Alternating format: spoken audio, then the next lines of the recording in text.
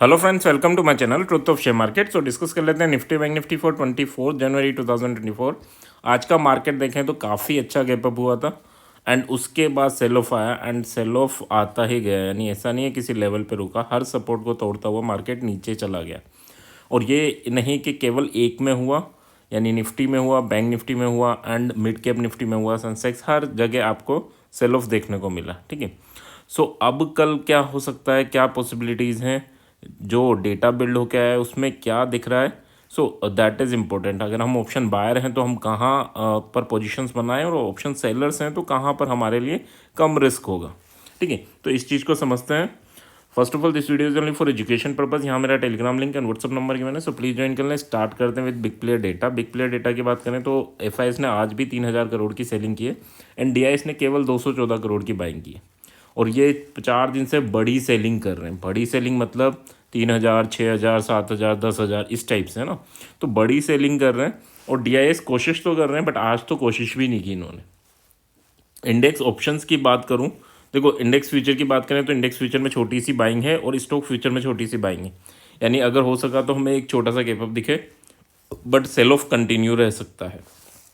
अगर हम option buyer हैं तो हमें किस में ट्रेड करना चाहिए, तो कल आपके लिए बेस्ट रहेगा बैंक निफ्टी। बैंक निफ्टी में बड़े प्लेयर ने आज भी बाइंग पोजीशन बना रखी है इन ऑप्शन। तो ऑप्शन में बाइंग पोजीशन मतलब एक बड़ा मूवमेंट अभी भी पॉसिबल है बैंक निफ्टी में। एंड वो बड़ा मूवमेंट किस डायरेक्शन में होगा, दैट इज़ इम्पोर्टेंट, कि वो डाउनवर्ड होगा या अपवर्ड होगा। ठीक है, बट हाँ, ये स्ट्रेटजी बेस करना, रिस्क कम लेकर चलना और टारगेट बड़े के लिए प्लान कर सकते हो। ठीक है, अगर हम ऑप्शन सेलर हैं तो हम निफ्टी को चूज़ कर सकते हैं कि हाँ, हम आयरन फ्लाई या आयरन कंडोर टाइप की स्ट्रेटजी निफ्टी में कर सकते हैं, जहाँ हम रिस्क टू रिवॉर्ड लेके चलें, है ना। फालतू नहीं करना कि हाँ कुछ भी बाय कर लिया, कुछ भी सेल कर लिया। हमारा रिस्क टू रिवॉर्ड मैनेज होना चाहिए, और हमारा जो कैपिटल है उसका, जो आपका एसएल हो या आपका लॉस हो, मैक्सिमम 3% इन अ डे। इससे ज़्यादा लॉस के लिए आपको ट्रेड ही नहीं करनी। अब लॉस के लिए नहीं करनी, लोग बाग छोटा सा एसएल अपने मन का बना लेते हैं। मन का नहीं बना, जो टेक्निकल एसएल हो उस हिसाब से आपको चलना है। ठीक है, अब ये नहीं कि यार मैं क्वांटिटी बढ़ा दूं, एसएल छोटा कर दूं। एसएल जो बन रहा है उसके हिसाब से क्वांटिटी डिसाइड करनी है, ना कि आपने क्वांटिटी ले ली उसके हिसाब से एसएल डिसाइड करना है। तो थोड़ा इन चीज़ों पर फोकस करना, कैपिटल मैनेजमेंट भी सीखना है हमें, और साथ में उस वे में ट्रेड भी करना है। बाकी अगर बात करें तो फिन निफ्टी में भी सेलिंग है, तो फिन निफ्टी को यहाँ हेज कर रखा है, बट हाँ यहाँ काफ़ी बड़ी बाइंग है as compare to fin Nifty. तो मूवमेंट आपको पॉसिबली बैंक निफ्टी में देखने को मिलेगा, either in downward direction, either in upward direction. अब वो लेवल क्या होंगे जिनके ऊपर नीचे की हम बात कर रहे हैं, तो वो लेवल अभी चार्ट में देखेंगे। उससे पहले विक्स की बात कर लेते हैं। 7.5% विक्स बढ़ा है, और एक टाइम था जब 10.5% विक्स ऊपर था। तो 7.5% बढ़ा है, यानी that is a negative sign. Market में थोड़ी बियरिशनेस आपको देखने को मिल सकती है ड्यू टू विक्स। अगर विक्स कूल ऑफ नहीं हुआ तो फिर बड़ा सेल ऑफ आपको बैंक निफ्टी में देखने को मिलेगा कंफर्म। तो उस चीज़ को थोड़ा लेके चलना। निफ्टी की बात करूँ 1.5%, सेंसेक्स की बात करें 1.5%। आज HDFC से लेके हर बैंकिंग सेक्टर में काफ़ी बड़ा सेल ऑफ देखने को मिला है। ठीक है, सो अब लेवल की बात कर लेते हैं, किस लेवल के ऊपर हमें बुलिश होना है, किस लेवल के नीचे हमें बेरिश होना है। तो निफ्टी की बात करूँ 283, 21,283, अगर ये ब्रेक होता है तो फिर आपको थोड़ी बाइंग देखने को मिलेगी। कहाँ तक, 352 एंड 423, यहाँ तक की बाइंग हमें निफ्टी में देखने को मिल सकती है। और अगर हम बियरिशनेस की बात करें तो 21,213 का लेवल है, जो यानी 210 का लेवल जो टूटेगा तो फिर आपको 21,123 तक के लेवल, और फिर 21,035 तक के लेवल देखने को मिलेंगे। यहाँ पर हम एक बाइंग अपॉर्चुनिटी का वेट करेंगे। यहाँ अगर मार्केट दिखा तो हम बाइंग करेंगे। ठीक है, 21,000 पर अगर आपको मार्केट दिखता है तो आप बाय कर सकते हैं, यानी करना चाहिए with proper risk to reward, है ना। प्रॉपर रिस्क टू रिवॉर्ड मतलब कि हाँ 50-60 पॉइंट का हम रिस्क लेके चलेंगे एंड रिवॉर्ड तो फिर बड़ा ही होगा, वापस लौटेगा तो कम से कम 200 तक ये वापस आना चाहिए, है ना। तो इसके हिसाब से यानी 1:4 का हो रहा है। अब क्या होगा कि एक बार मान लो हमने बाई किया 21,000 पर, और ये 950, 20,950 टच करके आ गया, तो फिर आपको क्या करना है, कुछ नहीं करना, वेट करना है, वापस 21,000 के ऊपर सर्वाइव करेगा, फिर री एंटर करना है। तो इस वे में आपको प्लान करना पड़ेगा। 50 का रिस्क है, 100 का हो जाएगा, और टारगेट वही 200 करेंगे। तो एक तो ये हमारे लिए एक काफ़ी अच्छा लेवल निकल के आ रहा है, और दूसरा लेवल जो दैट इज़ इम्पोर्टेंट 425 का लेवल है। अगर यहाँ आता है तो हम पुट ट्राई कर सकते हैं या सेलिंग पोजीशंस बना सकते हैं। तो ये पोजीशंस हमारी बाइंग की रहेगी, ये पोजीशंस हमारी सेलिंग की रहेगी। That is a scalping position, कि हम वहाँ आते हुए दिखेगा 5-10 पॉइंट ऊपर ही आपको उल्टी पोजीशन यानी अपोजिट डायरेक्शन की पोजीशन बना सकते हैं, बट प्रॉपर रिस्क है ना। चलो बैंक निफ्टी की बात कर लेते हैं। बैंक निफ्टी ने अपना इंपॉर्टेंट लेवल तोड़ दिया है आज, और पहले जो 45,430 के अराउंड इसने सपोर्ट लिया था, आज उसे तोड़ दिया है और 44,978, ठीक है। ये अब नेक्स्ट लेवल है। अगर ये टूटता है, क्योंकि क्लोजिंग इसके ऊपर दी है, यानी 970 अगर टूटता है तो आपको 44,600 तक का मूवमेंट देखने को मिल सकता है, और फिर वो टूटता है तो 44,300 तक का movement. 44,300 is a very important support. यहाँ पर नो डाउट आपको बाइंग अपॉर्चुनिटी मिलेगी, तो 300 पर हम बाय कर सकते हैं कॉल साइड।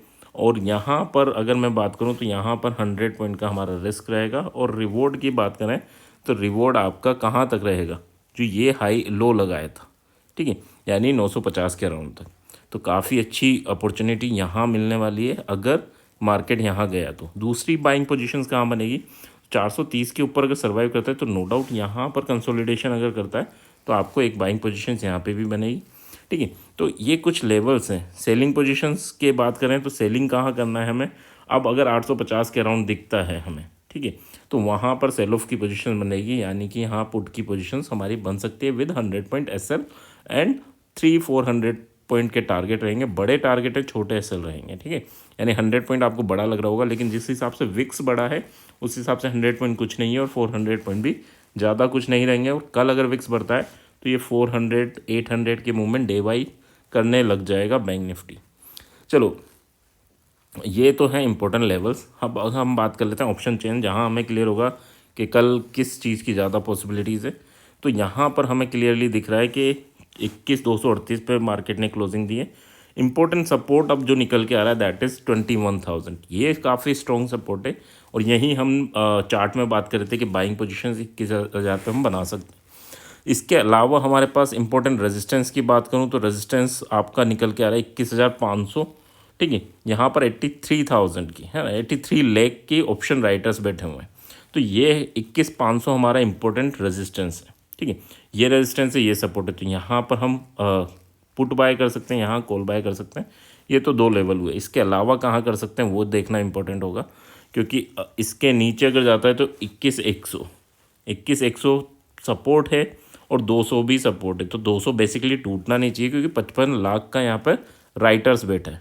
बट देखो पॉसिबिलिटीज़ क्या है, यहाँ इन द मनी की जो पुट राइटर्स हैं वो एग्जिट किए। एग्जिट क्यों करता है इंसान, कि उसे उम्मीद है कि 207 की जो चीज़ है वो कल 307 पे नहीं खुल जाए, ठीक है। 307 पे खुल जाएगा, सेलर है तो इसका नुकसान हो जाएगा, ठीक है। तो इसने एग्जिट किया है, मतलब इसको लग रहा है मार्केट नीचे ओपन होगा, और यहाँ पर बिल्डअप हुआ है, ठीक है। कॉल राइटर्स का बिल्डअप हुआ है, कहाँ हुआ है, 21,000 तक पे।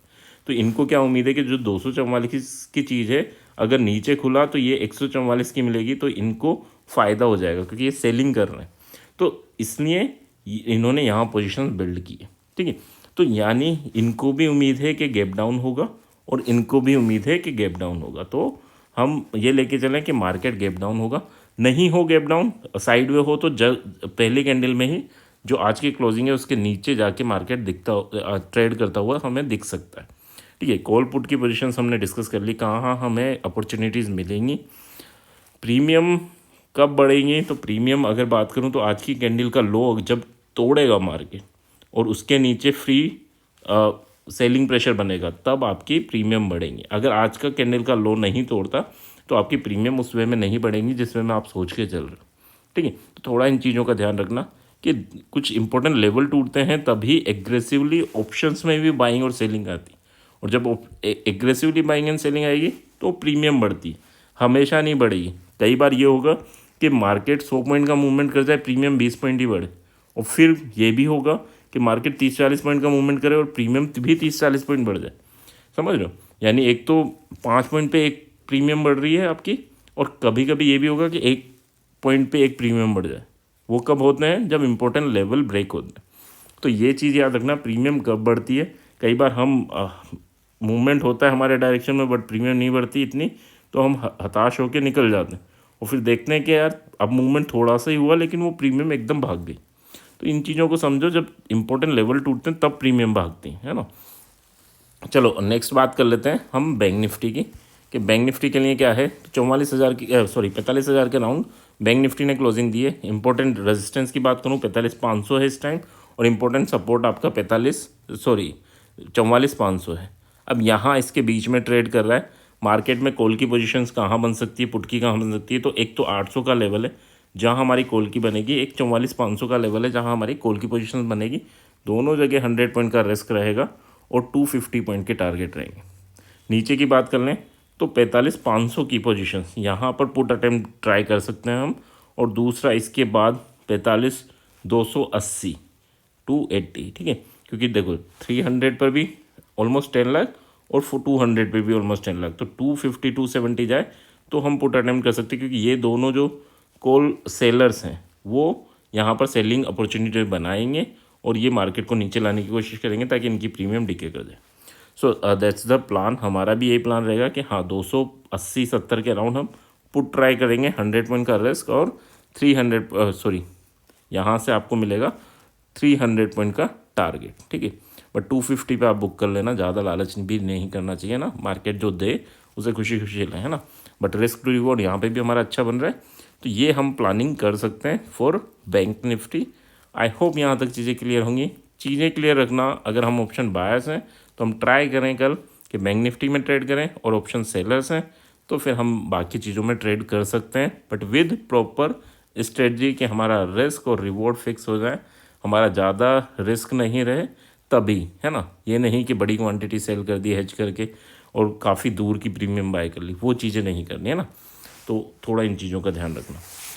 एंड ऑप्शन बायर्स के लिए एक और चीज़ पॉसिबली हम क्या कर सकते हैं कि अगर मान लो मार्केट जहाँ भी ओपन हो, अभी अगर मैं एटीएम की बात करूँ तो ये ऑलमोस्ट 600 पॉइंट का है, ठीक है। और कल अगर ओपन होता है, ओपन होके कुछ तो डिके होगा, ये भी अगर मान लो 10% डिके होता है तो 34 पॉइंट डिके हो जाएगा, है ना। ये डिके होता है तो 27 पॉइंट डिके हो जाएगा, तो 60-70 पॉइंट अगर कम पे आपको ये चीज़ें मिलती हैं एटीएम की प्राइस, तो आप यहाँ पर एक हेज बना सकते हैं। कौन सा, जो हमारा स्ट्रेडल और स्ट्रैंगल होता है ना, तो इनमें से कोई सा भी आप बना सकते हैं। वैसे हम कोशिश करें कि हम एटीएम को ही बाय करें, या फिर इससे 200 पॉइंट दूर की चीज़ों को हम बाय कर लें, ठीक है। 200 पॉइंट दूर मतलब 181 और 243, तो दोनों मिला के अगर मैं देखूं तो ये ऑलमोस्ट 400 के अराउंड है। कल अगर हमें ये दोनों चीज़ें 300 या 350 के अराउंड मिलती है मॉर्निंग में, ठीक है, मूवमेंट के बाद नहीं, है ना, मॉर्निंग में अगर ये मिलता है हमें, तो हम यहाँ पर रिस्क ले सकते हैं। 300 और 350 के अराउंड मिलती है तो हम इन दोनों को बाय करके चल सकते हैं और देख सकते हैं कि मूवमेंट अगर हुआ तो हमें अच्छा खासा बेनिफिट हो। आई होप यहाँ तक चीज़ें क्लियर होंगी। क्लियर हैं तो प्लीज़ लाइक, अगर किसी भी चीज़ में कोई डाउट है तो आप कमेंट कीजिए, मैं कोशिश करूँगा कि कमेंट सेक्शन में उन चीज़ों को क्लियर करूँ। So thank you.